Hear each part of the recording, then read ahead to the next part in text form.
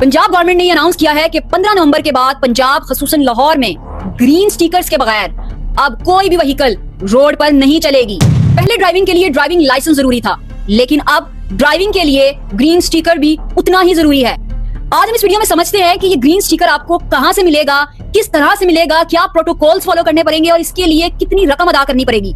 पहले गाड़ी को रोड पर लाने के लिए ड्राइवर खुद एक टेस्ट देता था, लेकिन अब ड्राइवर के साथ साथ गाड़ी भी टेस्ट देगी ताकि वो रोड पर आ सके।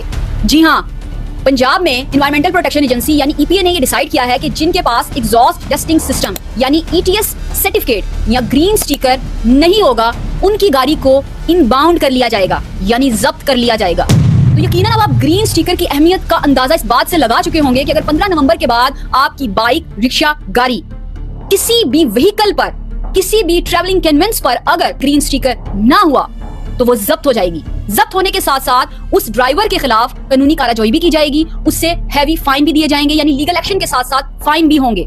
एनवायरमेंटल प्रोटेक्शन एजेंसी यानी ईपीए के जो डायरेक्टर जनरल हैं डॉक्टर इमरान हामिद शेख साहब, इनका कहना है कि ये जो क्रैकडाउन है ये लाहौर में स्टार्ट हो चुका है और इसका जो मेजर रीजन है इस क्रैकडाउन का वो ये है कि एयर पोल्यूशन को कंट्रोल करना इस वक्त गवर्नमेंट की फर्स्ट प्रायोरिटी है। आप सब इस बात से अवेयर हैं कि जो स्मोक सीजन है वो हर साल लाहौर और पंजाब के लिए एक बहुत बड़ा मसला बन जाता है। इसलिए ईपीए ने जुलाई 2024 में इस एमिशन टेस्टिंग सिस्टम को लॉन्च किया था ताकि गाड़ियों के एग्जॉस्ट और स्मोक को रेगुलेट किया जा सके। तब ये सिस्टम फ्री ऑफ कॉस्ट था और इसकी डेडलाइन जो थी वो 31 अगस्त तक थी।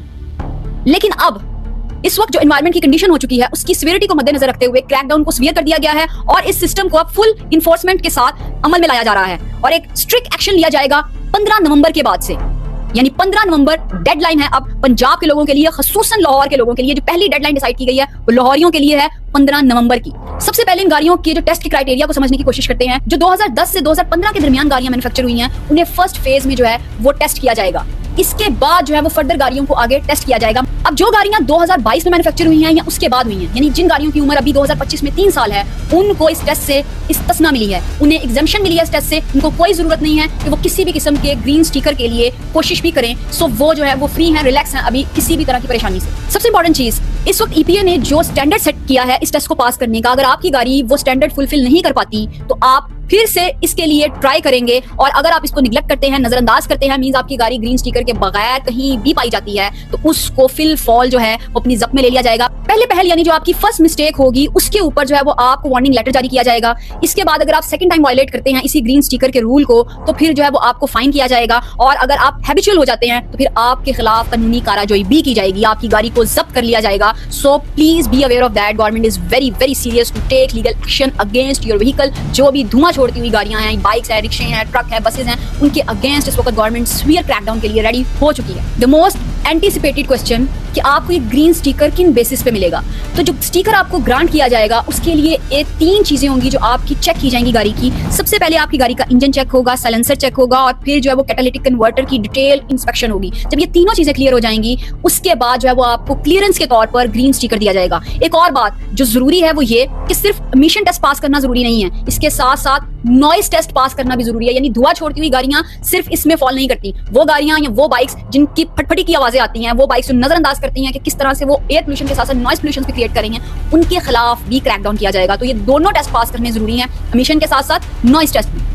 आपकी व्हीकल के टेस्ट के लिए गवर्नमेंट ने स्पेसिफिक जो है वो सेंटर्स बनाए हैं। आप उन सेंटर्स पर अपनी व्हीकल को लेकर जाएंगे। आप अपनी स्क्रीन पर देख सकते हैं कि इस वक्त लाहौर में जो सेंटर्स ऑपरेशनल हैं, आप वहां पर अपनी गाड़ी को लेकर जा सकते हैं। जो भी नियरेस्ट है सेंटर आपके पास, आप वहां पर ले जाएं। इनकी जो टाइमिंग्स हैं वो 9 से 5 हैं और 1 से 2 जो है वो ब्रेक टाइम है, उनका लंच टाइम है, प्रेयर टाइम है। सो टाइम जो है वो आप केयरफुली जो है देख लें।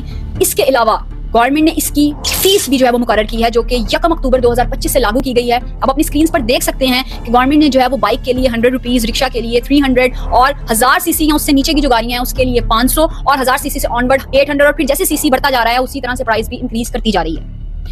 यहाँ पर मेरा थोड़ा सा कॉन्ट्रडिक्शन है गवर्नमेंट के साथ कि उनका इनिशिएटिव जो है वो डेफिनेटली एप्रिशिएटिंग है, लेकिन why they are charging for this? Because पहले आपको ड्राइविंग लाइसेंस के लिए इतनी हैवी अमाउंट पे की जाए, क्योंकि अभी 2 साल पहले जब ड्राइविंग लाइसेंस के लिए एक्सपीरियंस क्रैकडाउन किया गया तब भी जरूरी था ये करना। ऑब्वियसली ड्राइविंग लाइसेंस होने चाहिए, लेकिन उनकी अमाउंट को एकदम ट्रिपल टाइम जो है वो हाई कर दिया गया। और अभी भी आप एनवायरनमेंट के लिए काम कर रहे हैं विच इज एप्रिशिएटिंग, लेकिन उसके साथ साथ आप फिर से आवाम पर एक एक्स्ट्रा बोझ डाल रहे हैं, क्योंकि अब अपने बिजी शेड्यूल में से टाइम निकाल कर एक पर्सन उस बूथ पर जाए, अपना 1000-1500 का पेट्रोल खर्च करे, फिर वहां जाकर आपको 500-1000 पे करे, तो इसमें फिर से जो है वो एक आम शहरी पर जो है आपने वो बैगेज डाल दिया है। सो प्लीज आप इन चीजों पर भी वर्क करें, क्योंकि आप इससे जो है वो यूथ को और स्पेशली एक आम शहरी को अप्रिशिएट करने के साथ साथ कहीं ना कहीं उसको मेंटल टॉर्चर भी देते हैं कि वो आपकी इन पॉलिसीज को अप्रिशिएट करते करते उसके साथ निगेट भी करने लगता है। फॉर श्योर कि गवर्नमेंट का ये जेस्चर अप्रिशिएटिंग है, लेकिन गवर्नमेंट के इस तरह के जेस्चर अप्रिशिएट इसलिए नहीं हो पाते क्योंकि वो उनके साथ एक अमाउंट फिक्स कर देते हैं जिसकी वजह से आम शहरी पर एक्स्ट्रा बोझ पड़ता है। गवर्नमेंट को ये जेस्चर्स अगर ये इनिशिएटिव्स लेने हैं तो फ्री ऑफ कॉस्ट लेने चाहिए,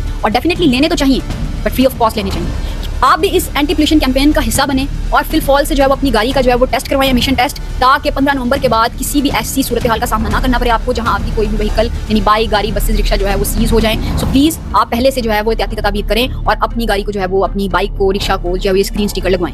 एक और चीज यहाँ पर जो इंपॉर्टेंट है कि जब आप उन बूथ्स को विजिट करें तो अपना ओरिजिनल CNIC साथ रखें और गाड़ी की जो ओरिजिनल बुक है उसको साथ ले जाना मत भूलिएगा। ये दोनों चीजें लाजमी करार दी गई हैं, इसके साथ ही आपको ग्रीन स्टिकर जो है वो अलॉट किया जाएगा।